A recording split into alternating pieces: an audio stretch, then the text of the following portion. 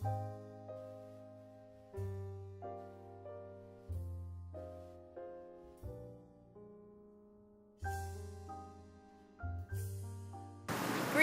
I'm Naya Powell Stevens, bringing to you a wonderful and exciting interview with New York Times best-selling author Alice Randall and writer of Ada's Rules, a sexy skinny novel.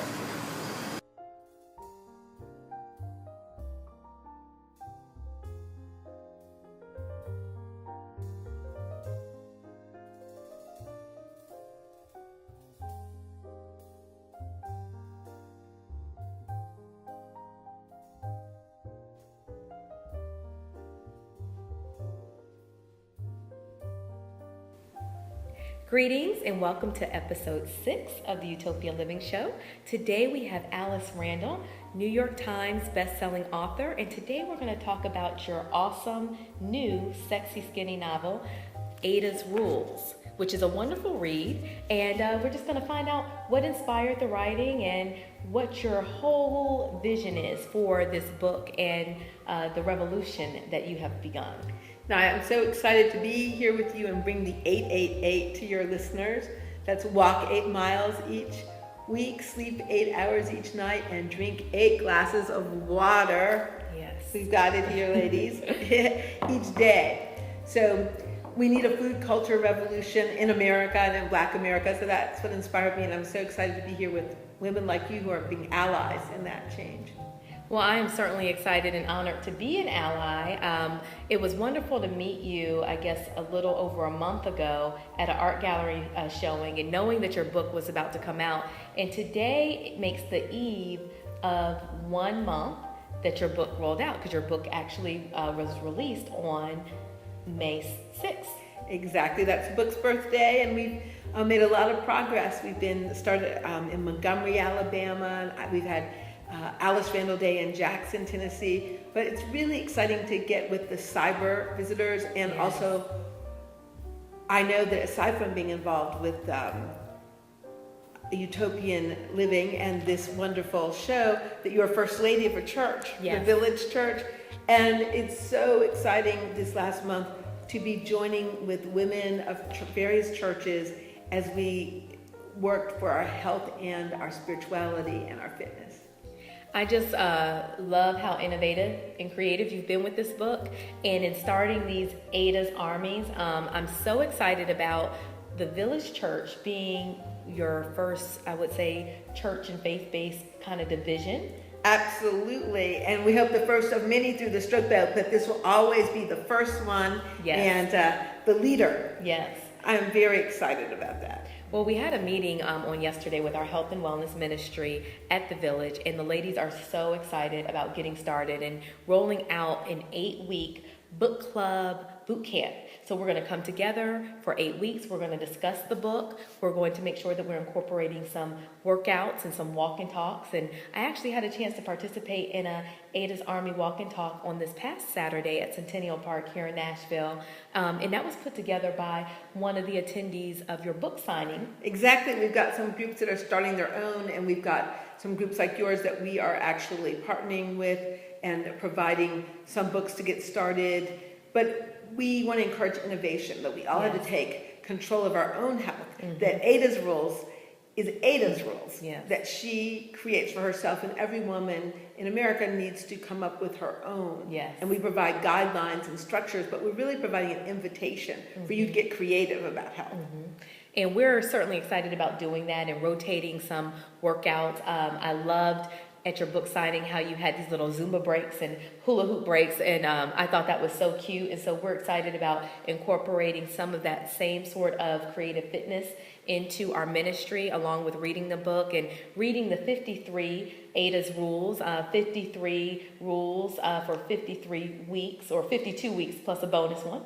Yes, or if you want to reject one, we gave you a space to pick one that you didn't like for a health and beauty revival. Yes. I really see this book, it's kind of like a book that focuses on the sacredness of self-care. And I think so many women can identify and connect with Ada. You know, Ada is a pastor's wife.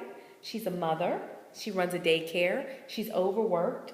She doesn't get enough sleep. Has two parents to take care of too. One of whom has Alzheimer's. Yes. And that story is even amazing. You know, as I've been reading, I am still reading, but I was in that chapter today that talked about needing to get our rest, our 8 hours of sleep. And I love how creatively you write. You write this juicy story that leaves you wanting more and more when you have to put it down. And each chapter is actually in Ada's Rules. It's a wellness tip, but the story that goes around it is really not a very direct, okay, if you don't get 8 hours of sleep, you'll damage your heart. It's Ada's, yeah. It's a romance novel. It's a romance novel. But what I love about it is it's a virtuous romance novel. Yes. And yes. I think and I think we need a lot of that more grown-up love, because love and passion and all that goes with it is a grown-up subject. And within a marriage, these are all very important things. And here we have a romance novel, and it's all about falling back in love with the man you're already with. Yes. It's all about getting to some, if you're middle-aged, how to get to old folks' love. Yes. Yes, and how much fun it can all be. Yes. I loved how you said it's kind of like putting that, I don't know how you said, putting the fire back into the bedrooms of old marriages. And Yes. so I think as a newly married woman and wife and pastor's wife, it gives me that intentionality early on to just maintain my focus on self-care, which really, that's what I'm very passionate about, teaching and empowering others to do as well through Utopia Living. But really, I can see from gleaning from the wisdom of other women that have already been married, or even looking at Ada's life, how important it is to preserve that and be intentional about it. Because I love when you wrote about how you kind of likened it to when Ada was thinking about this woman in Katrina that was on top of a roof, and she was waiting for God to save her. And so a boat came by, and then she said, no, I'm waiting for God. And then a motorboat came by, oh, I'm waiting for God. A helicopter came by, oh, I'm waiting for God. And then she drowned.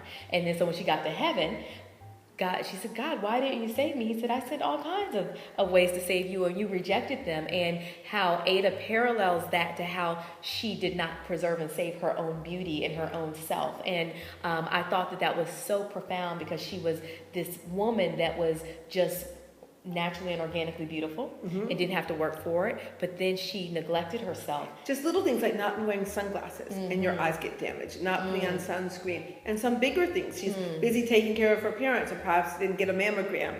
That you have to, God gives us beauty to remind us to take care of ourselves. Wow. I think. I love that. And I see so many women, and just talking to them, that even at my age and younger, that are already just disconnected with that level of self-care. And so I'm excited about incorporating this book and looking at some of Ada's rules. And what are some of your favorite Ada's rules? Well, one of the simple ones I love is massage your own feet, because it reminds you of taking care. It doesn't have to take any money. I also love self-medicate with art, particularly using the iPod or playlist to have music lists that lift you up or relax you, so that people don't return to food or drinking or destructive habits.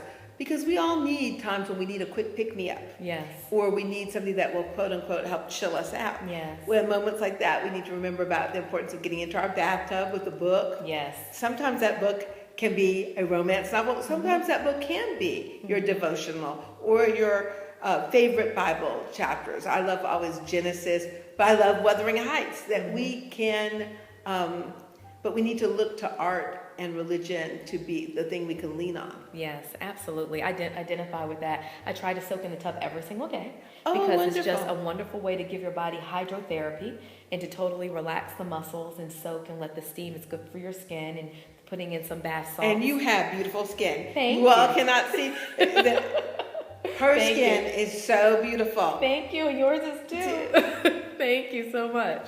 But I love those. I love the fact that you really remind women to do these things, and it's the simple things. Absolutely. Create your own spa day.